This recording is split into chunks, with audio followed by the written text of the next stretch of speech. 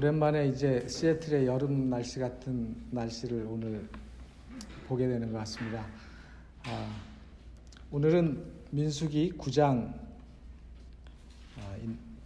9장에 있는 말씀부터 펴서 함께 살펴보도록 하겠습니다. 얼마 전에 독립기념일이 지나갔죠. 7월 4일 독립기념일. 각 나라마다 중요한 국경일이 있습니까? 그죠? 미국에서 제일 중요한 날 중에 하나가 7월 4일 July 4th 독립기념일이 꽤 중요하고, 우리 대한민국도 8월 15일 광복절 굉장히 큰 국경일이죠. 캐나다는 언제가 국경일인가 하면 7월 1일이에요. 독립기념일이. 미국보다 한 3일 빠르죠. 7월 1일이고, 이스라엘의 독립 기념일은 이스라엘의 초대 수상인 다비드 벤구리온이라고 하는 그 수상이 이스라엘의 국가를 선포한 1948년 5월 14일을 기념해서 매년 5월 14일이 독립기념일이에요. 이스라엘은. 그렇다면 구약시대에 이스라엘의 독립기념일이라고 할 만한 날을 말하라고 한다면 어느 날일까요? 6월절이죠. 출애굽한 날. 아비벌 며칠이죠? 1월 14일. 14일. 6월절이라고 말할 수 있습니다. 민수기 9장을 여러분들이 펴시면 이제 이스라엘 백성들이 애굽을 나온 지 거의 1년이 지났음을 알 수가 있습니다.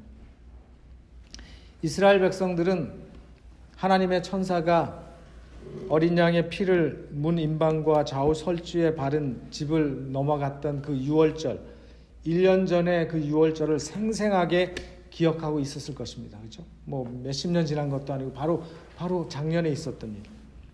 그 두렵고 엄숙한 시간 후에 하나님께서 이루신 그 놀라운 구원의 환희와 출애굽의 첫 발걸음을 그들은 디디게 됐고, 그 놀라운 기쁨과 또 해방의 즐거움을 그들은 잊을 수 없었을 것입니다. 근데 그게 이제 몇 년이 지났어요? 1년이 지났어요. 첫 번째 기념일, 굉장히 의미가 있지 않겠습니까? 출애굽해서 처음 이제 시내산에서 6월절 1주년 첫 6월절을 그들이 맞이하게 되었습니다. 하나님께서 이 6월절을 잊으라고 하셨습니까? 잊지 말라고 하셨습니까? 잊지 말라고 하셨죠. 왜 잊지 말라고 하셨습니까? 왜 잊지 말라고 하셨는가 하면, 우리 하나님의 백성들은 과거의 구원의 경험을 기억하고 감사함으로 계속 믿음으로 전진하라고 하는 것이 하나님의 뜻이죠.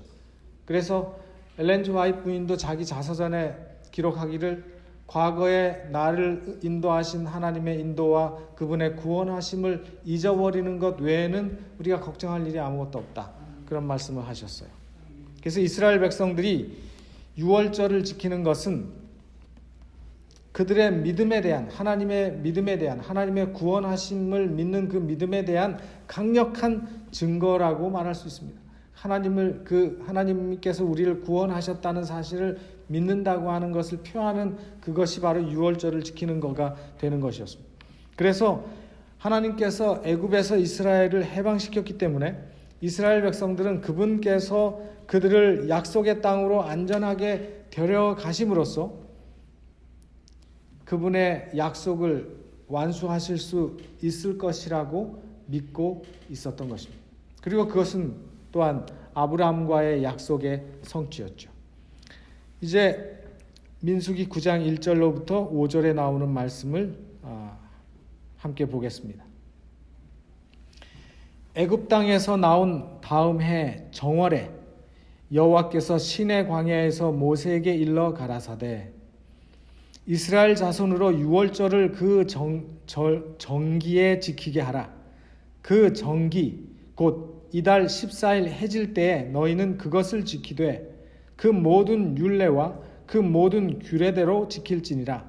모세가 이스라엘 자손에게 명하여 6월절을 지키라 하매 그들이 정월 14일 해질 때에 시내 광야에서 유월절을 지켰으되 이스라엘 자손이 여호와께서 모세에게 명하신 것을 다 좇아 행하였더라. 그래서 유월절을 그들이 첫 유월절을 정월 14일 딱 1년 되는 해에 그들이 다 규례대로 모세의 명대로 하나님의 규례대로 그들이 다 지켜 행하였다라고 말씀을 했습니다. 근데 6절부터 보면은 이 첫 유월절에 그들과 함께 유월절을 지키지 못한 사람들이 있었어요. 여러분들 이 민수기 9장을 미리 읽으셨으면 아마 그 내용을 아실 텐데 어떤 사람들인가 하면 시체를 만져서 부정한 사람, 그죠? 시체 만져서 부정한 사람은 거룩한 회에 들어오지 못한다 그랬잖아요. 그래서 유월절을 못 지켰어요. 또 여행 중에 있었던 사람, 제때 유월절을 지키지 못했죠. 이 바깥에 있었으니까. 그 다음에 이방인들 가운데 유월절을 지키지 못한 사람, 그 사람들을 위해서는 이 유월절을 어떻게 했을까? 이 일을 위해서 모세는 스스로 결정하지 않았습니다. 그는 언제나 모든 문제를 여호와 하나님께 의논하고 또 여쭈어 본 것을 우리는 성경을 통해서 볼 수가 있습니다. 모세뿐만 아니라 성경에 나오는 믿음의 노독들 가운데 실수하지 않았을 때 그들의 모든 행동과 그 전의 모습들을 보면 하나님께 그들이 다 물었어요. 다윗도 그랬고 사무엘도 그랬고 하나님께 그들이 묻고 어떤 일을 했을 때는 그들이 실패한 일이 거의 없어요. 모세는 하나님께 구하지 않아도 될 것 같은데 우리 생각에는 하나님의 지도를 구하지 않은 것이 하나도 없었습니다. 우리는 이 모세의 삶의 모습 속에서 우리가 배워야 할 교훈이 크다고 저는 생각을 합니다. 우리의 삶에 그런 삶을 실천해야 될 필요가 있습니다. 모세가 그들에게 이르되 기다리라, 여호와께서 너에게 대하여 어떻게 명하시는지 내가 들으리라 그랬어요. 모세는 이스라엘의 큰 지도자입니까? 지도자가 아닙니까? 이스라엘의 큰 지도자죠. 그는 자신의 지도자로서의 지위나 체면을 지키기 위해서 스스로 결정할 수도 있었을 텐데 그렇게 하지 않았습니다. 그는 지혜도 있는 사람이었습니다. 그렇죠? 그는 공부도 많이 했죠. 오늘날로 따지면 학위도 많은 사람이었습니다. 인생의 경험도 많아요. 왜? 80이나 됐어요. 그죠? 80이 넘었잖아요. 인생의 경험이 많죠. 하나님과 직접 대면하여 대화할 수 있었어요. 대화하고 있었어요. 이미 시내산에서 그는 끊임없이 하나님과 대화하면서 율법을 받고 대화하면서 이야기했어요. 하나님의 말씀을 직접 들었습니다. 그는 얼마든지 그런 배경 속에서 자신의 생각과 자신의 지혜와 자신의 경험을 통해서 백성들에게 대답을 줄 수 있었을까요? 없었을까요? 있었어요. 뭐 그게 어려운 문제였습니까? 시체 만져서 부정한 사람들, 이방인들, 그 다음에 여행 중에 있어서 유월절 못 지킨 사람들에 대해서 어떻게 할까요? 자신이 결정 못했을까요? 할 수 있죠. 얼마든지 자신의 생각과 지혜로 결정할 수 있었습니다. 또 하나님이 어떻게 대답하실지에 대해서도 모세가 짐작할 수 있을까요? 없을까요?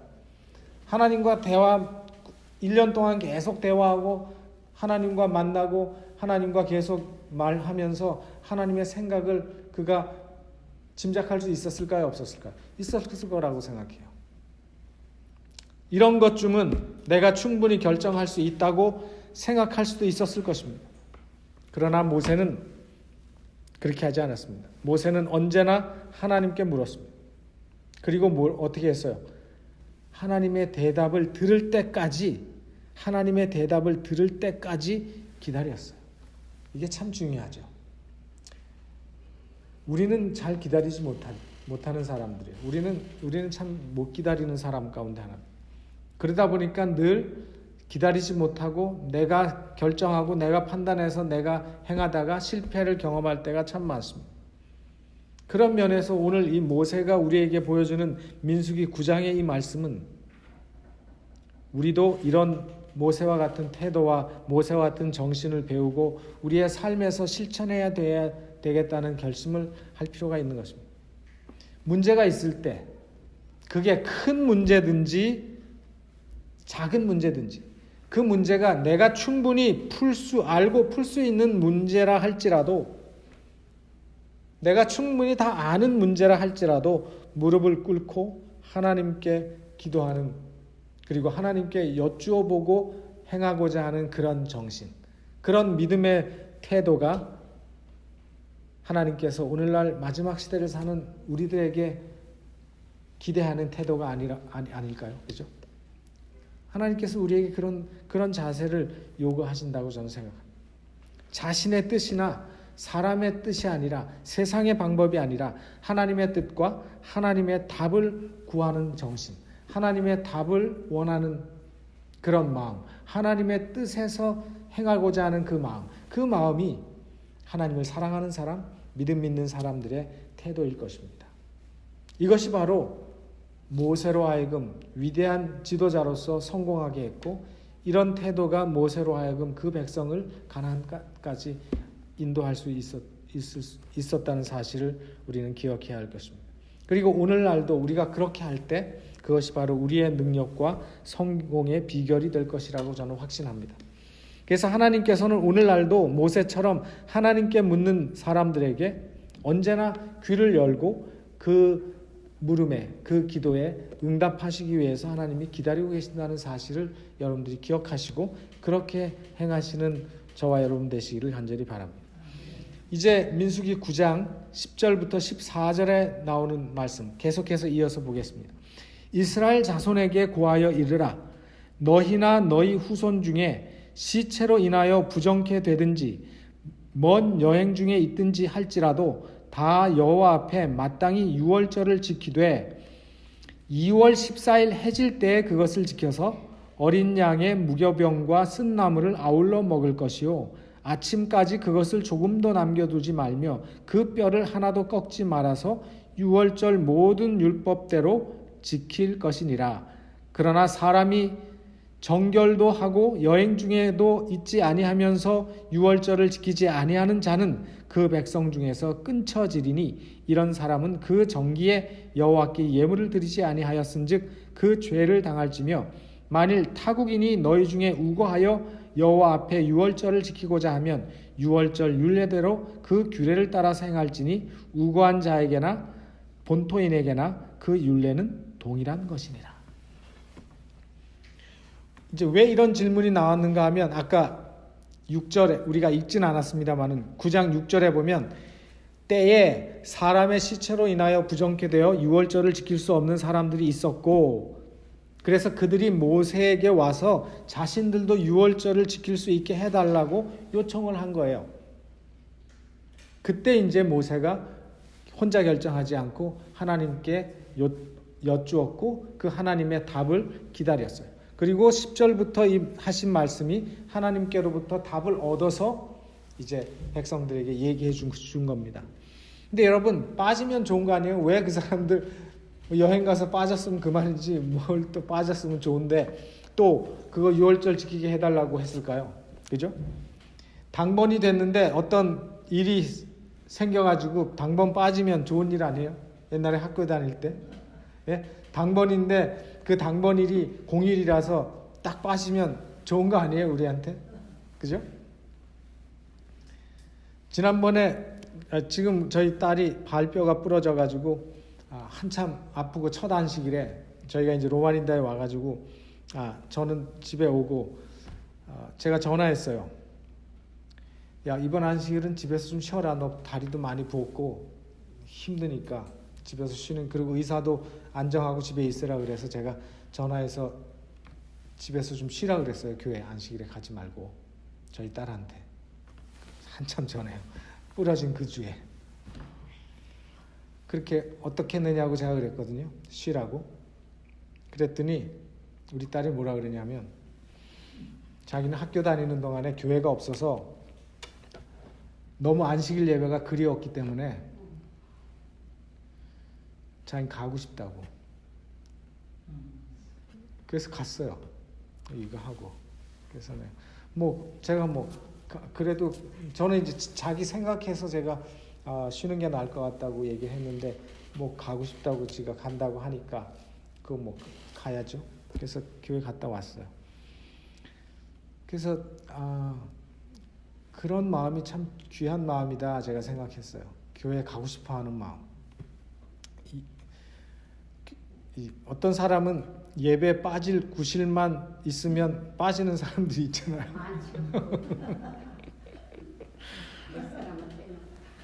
예배에서 중요한 것은 형식이 아니라 뭐예요? 드리는 사람의 마음이잖아요. 그죠? 그러니까 몸은 와 있어도 마음이 딴 데 가 있으면 그거는 예배 드리는 게 아니죠. 그래서 우리는 언제나 어디서나 언제 어디서나 어떤 상황 속에서도 하나님을 만나고 예배하는 일에 열성을 가지고 소홀히 해서는 안 되는 것입니다. 이 사람들 시체 만져가지고 또 여행 중에 있어서 6월절을 못 지켰어요. 뭐 다 내년에 지키면 되지. 근데 그들에게 이 6월절이 너무 의미 있고 너무 하나님께서 그들을 애굽에서 이끌어낸 그 구원의 그 기념일이고 하나님께서 지키라고 했고 그 하나님의 은혜가 너무 감사하기 때문에 그들은 그 6월절에 참석하지 못한 것이 너무 안타까웠어요. 그래서 모세에게 요청을 한 것입니다. 그런 사람들에게 하나님께서 6월절을 지킬 수 있게 하셨어요. 이런 마음은 우리가 하나님과 가까운지, 우리의 마음이 하나님과 가까운지 그렇지 않은지를 보여주는 시금석이 될 수 있을 거라고 저는 생각합니다. 우리가 함께 모여서 예배하는 일처럼 소중한 일이 없습니다. 그래서 하나님께서는 이런 부정, 깨끗하지 못한 법으로 인해서 6월절을 지키지 못한 사람들, 그 다음에 여행 갔던 사람들, 그런 사람들을 위해서 6월절에 지킬 수 있는 길을 열어주셨어요. 그분의 해법은 굉장히 실제적이었어요. 그죠? 어떻게 실제적이었는가 하면 하나님은 원하면 또 모든 사람들이 함께 가능한 한 참석해서 함께 축하하고 기뻐할 수 있도록 하나님께서는 그런 모든 면에 너그럽게 융통성을 보여주셨습니다. 그래서 이스라엘의 국가적인 독립기념일처럼 그런 축제인 그 6월절,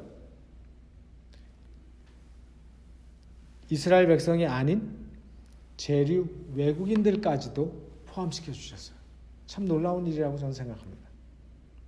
하나님은 이 사람들을 마치 이스라엘 백성들인 것처럼 동일하게 대우해 주신 거예요. 그죠? 그들 너희는 이방인이니까 나하고 상관없다 하지 않으셨어요. 그것이 하나님의 마음이고 그것이 하나님께서 처음부터 지금까지 모든 인류를 취급하시는 방법입니다. 이스라엘 백성만 하나님께서 사랑하시는 게 아니에요. 모든 백성을 하나님은 구원받기를 원하시는 거죠. 시체를 만졌거나 여행 중에서 있어서 6월절을 지키지 못한 사람들, 그리고 이방인들이었는데 자기들이 이방인이기 때문에 거기에 지킬 수 있게 해달라고 요청 못하고 머뭇머뭇하다가 6월절을 못 지킨 사람들에게 그로부터 한 달 후에, 딱 한 달 뒤에, 그죠? 2월 14일에 6월절을 지킬 수 있게 해주셨습니다. 그래서 이런 하나님의 너그러운 하나님의 모습과 하나님의 융통성은 우리 하나님의 백성들이 다른 사람들에 대해서 우리가 배워야 될 그런 마음이라고 저는 생각을 합니다. 그래서 하나님의 구원하심에는 차별이 없으십니다. 로마서 10장 11절로 12절 누구든지 저를 믿는 자는 부끄러움을 당치 아니하리니 유대인이나 헬라인이나 차별이 없습니다. 이것이 예수님 이후에 하나님께서 우리에게 주신 말씀도 똑같죠. 구약이나 신약이나 그 하나님이 여전히 동일하시고 그 하나님의 마음은 여전히 똑같으세요. 그래서 우리 하나님의 마음은 넓으시고 너그러우신 하나님이십니다. 그래서 우리가 하나님을 믿는 백성들의 마음도 그렇게 넓고 너그러운 마음을 가지고 있어야 합니다. 우리 하나님께서는 구원의 문을 누구에게나 활짝 열어 놓으셨다는 사실을 기억하시게 되길 바랍니다. 제가 요즘 우리 한국 이렇게 사람 한 사람을 제가 일주일에 한 번 만나서 상담을 해주고 있는데 홈리스예요. 근데 그분이 또 그런 얘기를 해요. 타코마 쪽에서 이제 있는데 우리 한국 교회를 가는데 자기는 교회를 가고 싶어서 가는데 교회를 가면 사람들이 못 오게 한대요. 큰 교회 가면 세큐리티가 문 앞에서부터 홈리스라고. 근데 홈리스라는 거 붙이고 다녀. 보기에 이제 누추하니까. 그래서 그 얘기를 해서 제가 다른 교회 찾아가시라고, 그 교회 가지 말고 다른 교회 또 찾아보라고. 그리고 또 거기서 그러면 또 다른 교회 또 찾아가보라고. 제가 계속 그렇게 얘기했어요. 그리고 이제 성경하고 찬송가가 좀 필요하다 그래서 제가 성경하고 찬송가 구해다 줬는데 많은 오늘날 교회들이 그렇습니다. 모르겠어요. 우리 교회도 혹시 그런 사람들이 오면 우리가 어떻게 해야 될지 어떻게 할지 잘 모르겠습니다만은 그런 일들은 많은 미국 교회에서도 있는 일이에요. 그래서 하나님께서는 어떤 사람이라 할지라도 차별 없이 대해야 되는데 더럽고 누추하고 그 사람에게서 냄새가 나면 우리는 그 사람을 환영하지 못할 그럴 가능성이 더 많아지는 것입니다. 그래서 이것은 실제적으로 하나님께서 우리에게 주시는 하나의 도전이지만 우리가 정말 그 영혼에 대한 마음을 가지고 사람을 대해야 되리라고 생각합니다. 그래서 우리는 다른 사람들이 우리와 함께 하기를 원할 때 금하지 말아야 돼요. 다른 사람들이 우리와 함께 하기를 원할 때 그 사람들이 어떻게 생겼든지 어떤 사회적인 뭐에 있든지 간에 그 사람들을 금하지 않아야 한다고 저는 생각합니다. 그렇게 할 때 하나님의 임재가 늘 우리와 함께 있을 것이라고 저는 믿습니다. 민수기 9장 15절로 16절에 성막을 세운 날에 구름이 성막 곧 증거막을 덮었고 저녁이 되면 성막 위에 불 모양 같은 것이 나타나서 아침까지 이르렀으되 항상 그러하여 낮에는 구름이 그것을 덮었고 밤이면 불 모양이 있었는데. 그래서 우리가 잘 아는 이 구름 기둥과 불 기둥에 대한 묘사죠. 성막을 세운, 출애굽기에 보면 하나님께서 성막을 세우라고 하신 말씀대로 성막을 다 완성한 다음에 성막 위에 구름이 임했죠. 그리고 그 구름이 저녁이 되면 해가 지면 구름이 불 모양으로 바뀌었어요. 그죠? 그래서 아침까지 계속되고 해가 뜨면 또 구름 모양으로 또 바뀌고 매일 그게 반복됐다 그랬어요. 그죠? 근데 이 구름은 일반적인 구름이 아니에요. 보통 구름은 기온차에 의해서 습기가 뭉쳐서 구름이 형성되지만 이 성막 위에 있는 이 구름 기둥은 그런 어떤 자연 현상에 의해서 형성된 구름이 아니라 그건 뭘까요? 어떤 구름이에요? 그 구름은. 그것은 바로 초자연적인 하나님의 임재하심을 보여주는 하나님의 임재의 상징이었죠. 그 구름은. 그래서 이스라엘 백성들은 바로 이 구름의 움직임에 따라서 그들이 광야 생활을 했어요. 그러니까 구름이 그들의 이끄는 인도자였어요. 이 말은 하나님의 인도하심을 그들이 따랐다는 것입니다. 하나님께서 구름과 불기둥의 모습으로 그들을 이끌어 주셨어요. 17절부터 23절까지의 긴 말씀인데 이 말씀을 좀 보면 제가 이 말씀을 일부러 한 군데다 다 적었어요. 조금 복잡하고 보기에 좀 복잡하시더라도 구름이 성막에서 떠오르는 때에는 이스라엘 자손이 곧 진행하였고 구름이 머무는 곳에 이스라엘 자손이 진을 쳤으니 이스라엘 자손이 여호와의 명을 쫓아 진행하였고 여호와의 명을 쫓아 진을 쳤으며 구름이 성막 위에 머무는 동안에는 그들이 유진하였고 구름이 장막 위에 머무는 날이 오랠 때에는 이스라엘 자손이 여호와의 명을 지켜 진행치 아니하였으며 혹시 구름이 장막 위에 머무는 날이 적을 때에도 그들이 다만 여호와의 명을 쫓아 유진하고 여호와의 명을 쫓아 진행하였으며 혹시 구름이 저녁부터 아침까지 있다가 아침에 그 구름이 떠오를 때에는 그들이 진행하였고 구름이 밤낮 있다가 떠오르면 곧 진행하였으며 이틀이든지 한 달이든지 1년이든지 구름이 성막 위에 머물러 있을 동안에는 이스라엘 자손이 유진하고 진행치 아니하다가 떠오르면 진행하였으니 곧 그들이 여호와의 명을 쫓아 진을 치며 여호와의 명을 쫓아 진행하고 또 모세로 전하신 여호와의 명을 따라 여호와의 직임을 지켰더라. 이 내용을 자세히 보면 이 말씀을 자세히 보면요. 구조가 있어요. 지난번에 제사장이 그들을 위해서 기도하는 기도의 내용에도 구조가 있었고 하나님께서 그 구조의 특별한 형태를 따라서 말씀하신 것처럼 지금 이 말씀도 제가 한꺼번에 쓴 이유가 그 구조가 있어요. 15절하고 16절은 제가 여기 안 썼는데 15절 16절은 이제 이 구름 기둥과 불 기둥의 인도에 대한 서론적인 서원이고 17절 내용을 보세요. 17절 첫 절 구름이 성막에서 떠오를 때에는 이스라엘 자손이 진행하고 구름이 머무는 곳에는 이스라엘 자손이 진을 쳤어요. 진행하고 머물고 18절도 진행하고 머물고 20절 초반에 머물고 20절 후반에 진행하고 22절에 머물고 22절 후반에 진행하고 그 다음에 23절은 끝났어요.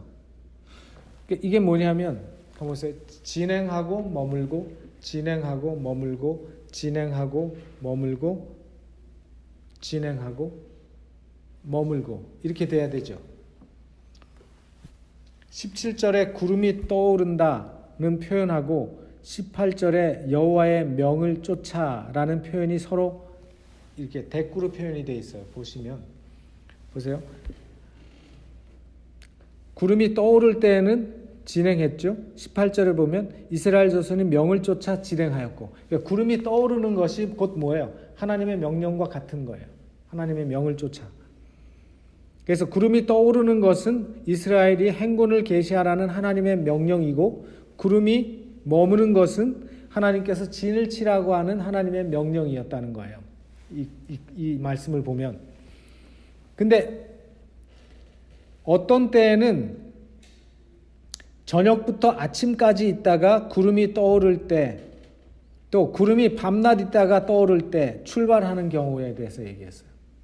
이게 뭐냐면 저녁부터 아침까지 있다가 아침에 구름이 떠오를 때 이 말은 뭐냐면 하룻밤만 딱 자고 다음날 아침에 다시 보따리 싸라는 얘기였어요. 쉬운 일일까요? 쉽지 않은 일일까요? 또 이거는 뭐예요? 구름이 밤낮 있다가 떠오를 때 이거는 뭐냐면 원어에 보니까 낮 동안 그리고 밤에라 그랬어요. 그 뭐냐면 낮에 와서 텐트 치고 있다가 밤에 떠나라고 한 거예요. 밤중에. 그냥 단순히 구름의 인도를 따라서 움직였다는 사실을 말씀하는 게 아니고 구체적으로 어떨 때는 시간이 굉장히 길었고 1년 이상 머무는 때도 있었다 그랬죠. 어떤 때는 굉장히 짧았어. 아침에 왔다가 저녁에 떠날 때도 있었어. 그죠? 또 어떨 때는 아침에 와서 하룻밤 자고 아침에 떠나는 때도 있었어. 시간이 짧고 길고 백성들이 이 장소를 좋아했는지 싫어했는지 호불호에 상관없이 하루를 머물던 반나절만 머물던 1년을 머물던 상관없이 오직 하나님의 인도하심을 따라서 움직였다 그랬어요. 여러분 요새 텐트는 가볍고 쉽죠. 요즘 어떤 텐트는 탁 던지면 펴지는 텐트도 있고 우산같이 피는 텐트도 있고, 그리고 텐트가 얼마나 가벼워요. 그 이 원단 기술이 발전해가지고 원단이 얇아가지고 방수되는 그런 재질인데도 굉장히 가벼워서 가지고 다니기가 얼마나 쉬워요. 근데 이 이스라엘 백성들은 자기 텐트만 움직여야 되나요? 성막도 다 쳤다가 다시 걷어야 돼. 고핫 자손들은 지난 안식일에 지난 금요일 날 말씀드린 것처럼 그 사람들은 뭐도 없어요. 수레도 없었잖아요. 고핫 자손들은 무라리하고 그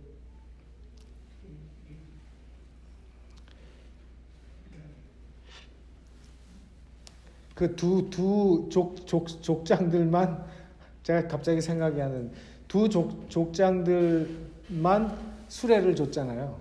고핫 자손들한테는 수레도 안 주고 직접 어깨에 메고 날라요. 그거를 아침에 왔다가 쳤다가 저녁에 또 치고 가고 다음날 아침에 또 치라 그러고 이게 얼마나 힘든 일이에요. 근데 하나님께서 그렇게 하라고 하셨어요. 어떤 곳은 더 있고 싶은 곳도 있었을 거죠. 백성들이 딱 텐트 치고 보니까 어떤 사람은 그랬을 거예요. 지난번에 친 데보다도 우리가 여기 자리는 그늘도 있고 옆에 냇물도 흐르고 뭐 예를 들면 그죠? 오늘은 참 재수가 좋게 배정이 됐네. 근데 거기 뭐 하고 싶어요? 여기 좀 오래 좀 머물고 싶어. 근데 그 달 저녁에 떠나라 그래. 얼마나 속상하겠어요, 그죠? 좀 오래 머물고 싶은데 빨리 가라 그래. 근데 어떤 데는 뭐예요? 여기는 장소도 안 좋고 뭐 되게 안 좋은데 좀 금방 좀 갔으면 좋겠는데 안 움직여. 근데 그걸 자기들이 결정하는 것도 아니고 모세가 결정하는 것도 아니었어요. 우리 생각은 좋지만 하나님의 안목에 우리의 시간은 떠나야 될 시간이라고 생각하지만 하나님의 시간은 아직 아닐 때가 있는 거죠. 그래서 하나님의 시간이 우리에게 가장 좋은 때인 것이라는 사실을 믿고 백성들이 신뢰하고 따랐다고 성경이 얘기하는 거예요. 지금 민수기에서. 가장 좋을 때, 가장 좋은 곳으로 하나님께서 우리를 이끌고 계시다는 거죠. 만약 그렇게 안 했으면 이스라엘 백성들이 그 구름 기둥과 불 기둥의 인도를 따라서 움직였을까요? 안 움직였을까요? 안 움직였죠. 당신들 가시오. 난 여기 좋으니까 난 여기 있겠소. 뒤따라갈 테니까 가시오. 난 너무 힘들어. 그렇게 하는 사람이 하나도 없이 그 구름 기둥과 불 기둥의 인도를 따라서 다 따랐다는 사실입니다. 그거 하나만 봐도 이스라엘 백성들이 믿음이 있어요? 없어요? 우리가 그 이스라엘 백성들을 업신여기고 믿음 없는 백성들이라고 할 자격이 있습니까? 없습니까? 우리가. 전 없다고 생각해요. 네. 그래서 이스라엘 백성들은 그 구름 기둥과 불 기둥의 인도를 따라서 그들은 순종했어요. 그리고 아까 제가 말씀드린 것처럼 한 가지 또 중요한 사실을 이 말씀 속에서 말씀했는데 아까 진행하고 머물고 진행하고 머물고 진행하고 머물고 3번 반복됐어요. 진행하고 머물고 그 다음에 4번째 진행하고 끝났어요. 그 다음에 뭐가 와야 되는데요? 머물고가 와야 돼요. 그 이스라엘 그 아까 제가 말씀드린 민수기 9장 그 15절부터 24절까지 그 구절 속에는요. 그게 특별한 문법적인 어떤 이 법칙을 따라서 배열이 됐거든요. 그 원어를 보면. 그래서 진행하고 머물고 진행하고 머물고 진행하고 머물고 진행하고 머물고 이렇게 돼야지 딱 원래 그 규칙상 맞는 구조예요. 근데 이 성경에 보면 진행하고 머물고 진행하고 머물고 진행하고 머물고 22절에 보니까 진행하는 걸로 끝났어요. 머무르는 게 없이 끝났어요. 머물이 없어요. 네? 그 전형적인 이 대꾸법적인 형태에서 벗어났는데 그거는 의도가 있어서 그렇게 기록했다는 거죠. 의도가 있어서 무슨 의도인가? 성막 위의 구름은 하나님의 임재의 상징으로 이스라엘의 진행과 머문 떠나라 머물러라, 떠나라, 머물러라 하는 것을 지시하는 것이지만은 결국 그 구름 기둥과 불 기둥이 떠났다가 멈췄다가 떠났다가 멈췄다가 하는 이것은 이스라엘 백성들을 어떻게 하기 위한 거예요? 진행하도록 하기 위해서 그 일을 반복하고 있는 거죠. 물론 훈련도 있지만 다시 말해서 이스라엘 백성들이 구름은 이스라엘 백성들로 하여금 이 구름 기둥과 불 기둥은 이스라엘 백성들로 하여금 이 장막에 머물게 하기 위한 것이 아니라는 거예요. 바로 약속의 땅 가나안으로 인도하기 위한 것이기 때문에 그 메시지, 너희는 이 광야에 머무르는 것이 목적이 아니기 때문에 진행으로 끝나는 거예요. 너희들이 갈 곳, 궁극적인 목적은 가나안이라는 거죠. 그 가나안에 도착할 때까지 머무면 없는 것입니다. 그 구름 기둥과 불 기둥이 언제 없어졌어요? 그들이 가나안 접경에 도착했을 때 없어졌죠.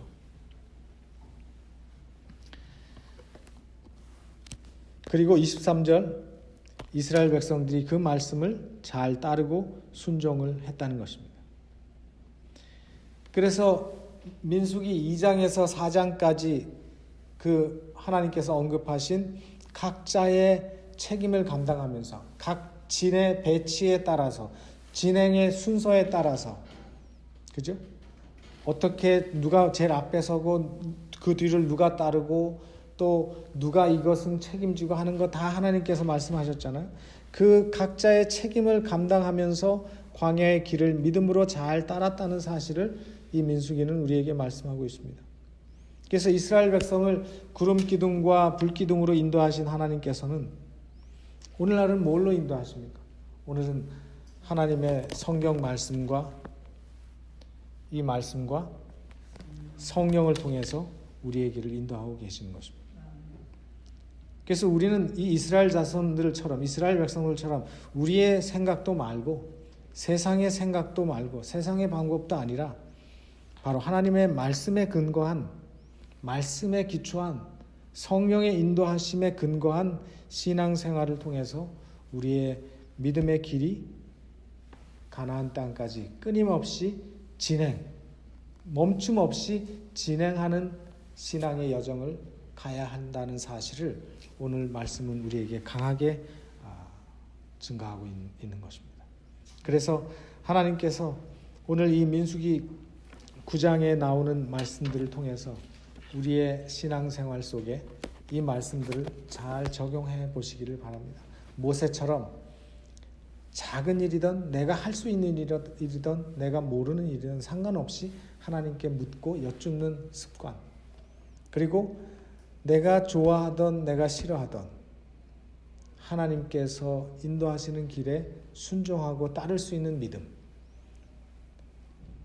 그 사람이 어떤 사람이든지 간에 하나님께 나오는 그 사람들을 제한하지 말고 그들을 향해서 우리가 문을 열어야 한다는 사실, 그 사실을 오늘 이 말씀을 통해서 여러분들 마음속에 깊이 간직하시는 그런 오늘 저녁 시간 되시기를 간절히 바라면서 말씀을 마치겠습니다.